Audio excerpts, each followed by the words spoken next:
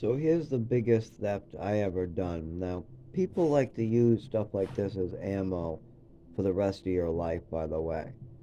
Um, I made mistakes in my life, but I'm no thief.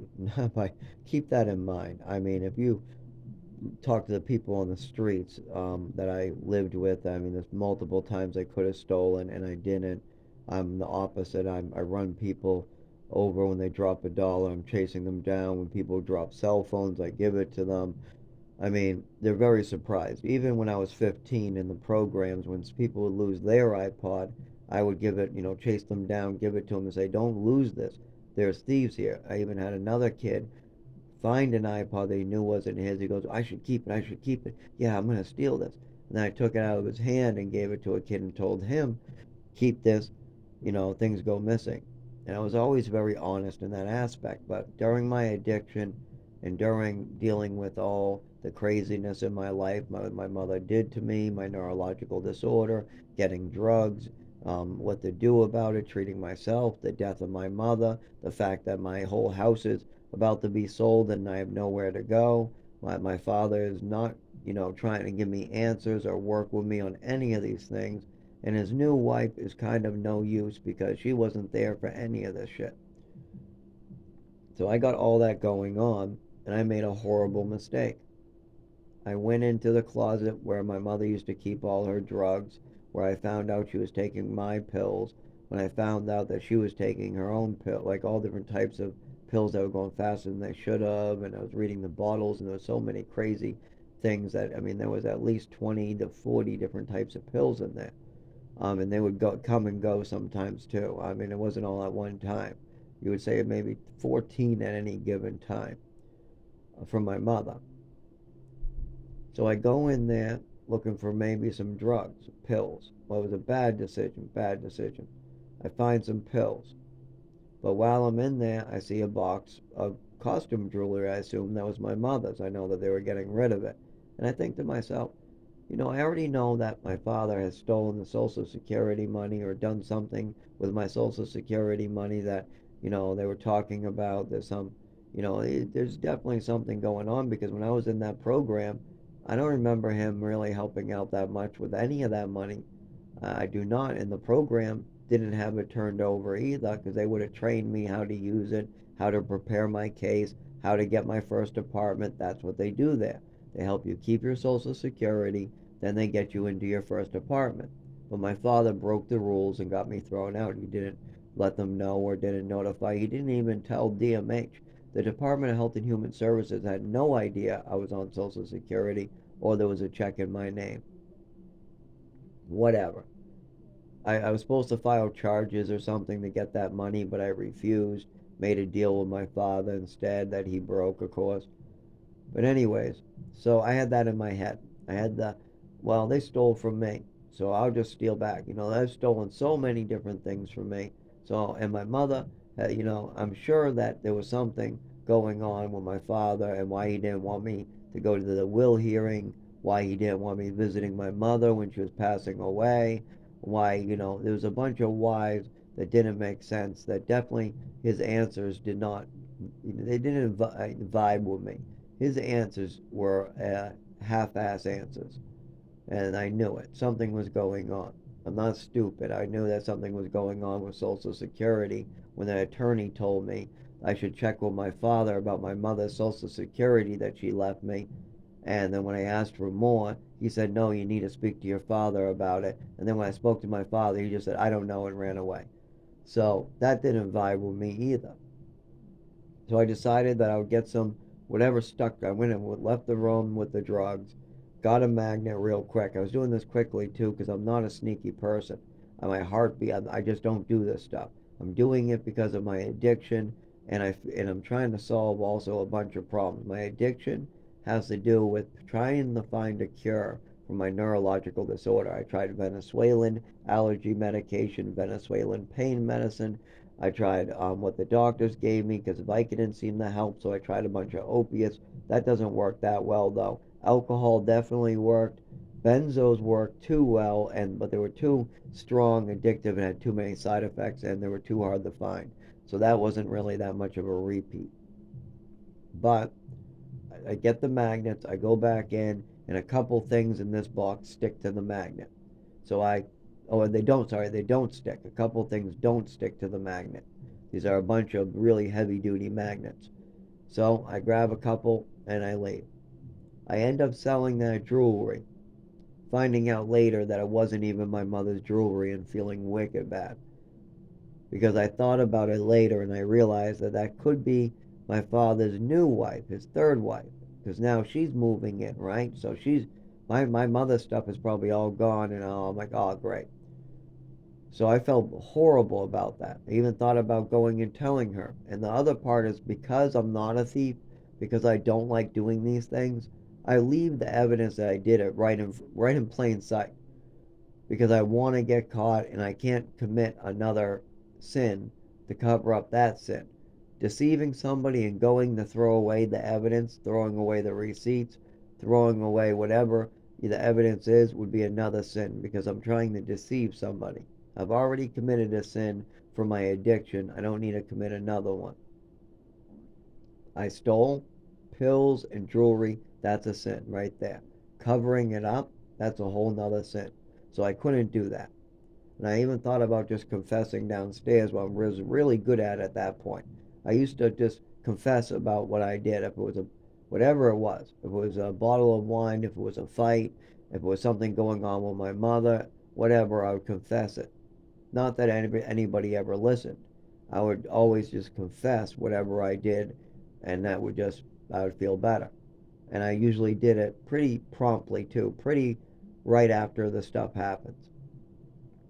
But I end up taking some of the medication because I find out one of them, benzos, seemed to work. So I took another one, and it did, but I was too strong. The next day, I got marijuana. I smoked it, but this one actually hurt me a little. It wasn't the type that helps me because some are hit or miss. And so then I take an opiate and a benzo together, and of course I OD. Oh, I don't really overdose. I don't stop breathing or anything like that. I walk all the way in the hospital. I walk in the door, and then I fall asleep and pass out. And obviously, my memory is fuzzy too. I had to get things told to me, past tense. I also felt like I should cover for my father's third wife because she had illegal drugs. These drugs she had in her closet. She can't sell them and she can't take them. The person has passed away. She has controlled substances that are worth money and she could be selling or taking, and they're illegal to do that. So there's no legal reason to have controlled Xanax and Perk 30s with a different person's name on the bottles in your closet. There's no reason to have that. So they're illegal. But I don't want to tell the hospital that I'm the one who stole from her. Why should I get her in trouble? No. So I kept that part to myself. I never spoke about the fact that my father's third wife, um, she had illegal drugs in her closet. I left that part out. I just blamed it on the weed. It could be laced, who knows. But the truth is, there were illegal drugs that my father's third wife had in the closet, and I stole them. Now, the jewelry, I should have never took. I should have never done that. I was processing some fucked up shit. I was made disabled. I had horrible things. There's no excuse for what I did, but that was my mindset too. Is that I need to cure this. I don't know what to do.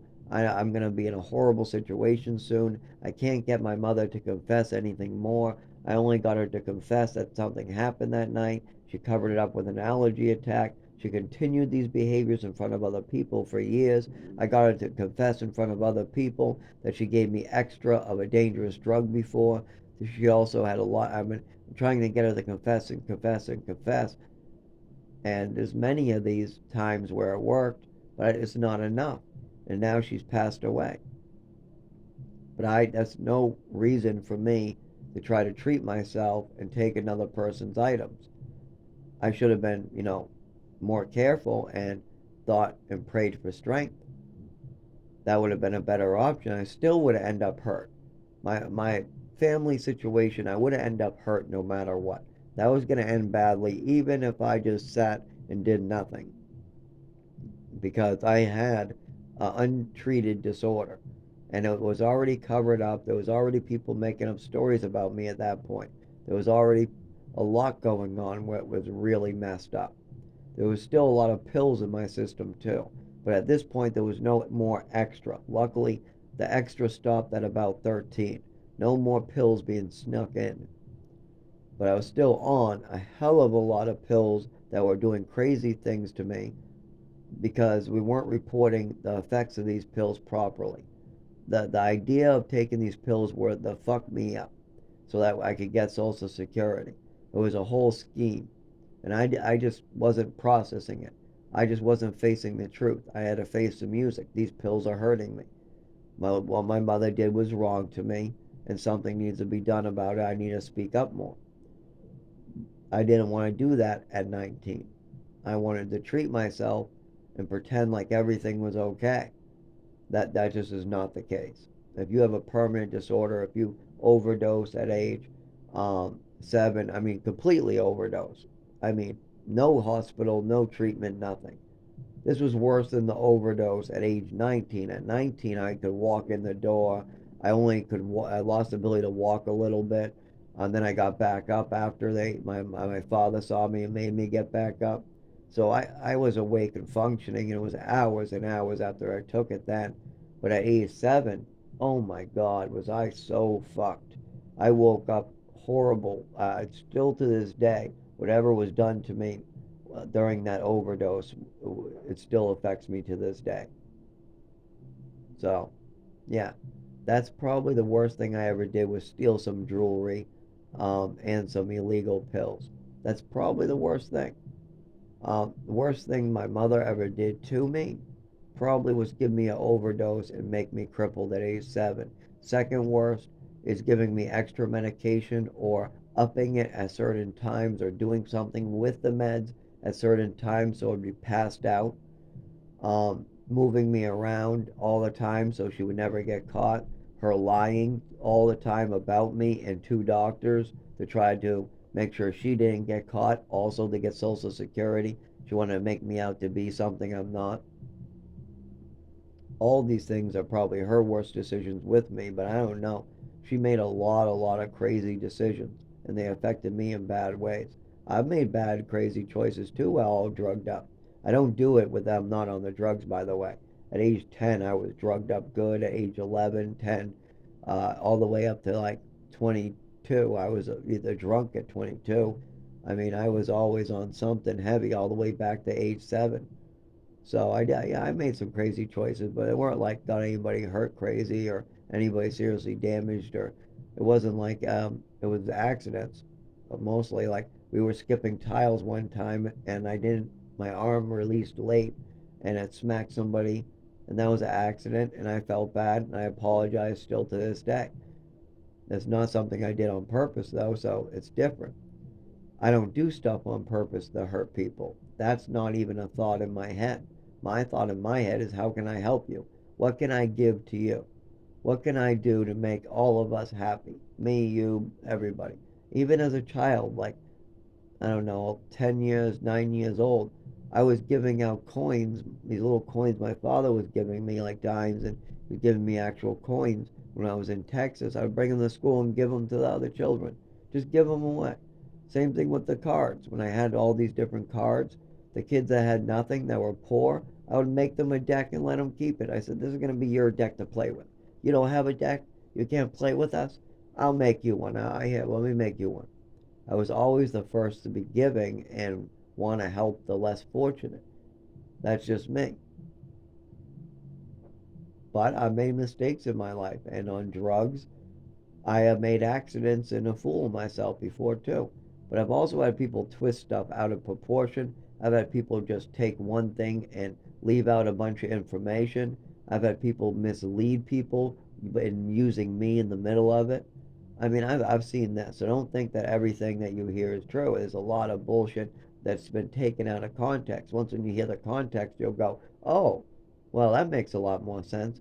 Well, the way that they said it makes you look like a crazy person, but the way you said it makes perfect sense now. Yeah, of course it does. When you're not given all the facts, you can't make out what's going on.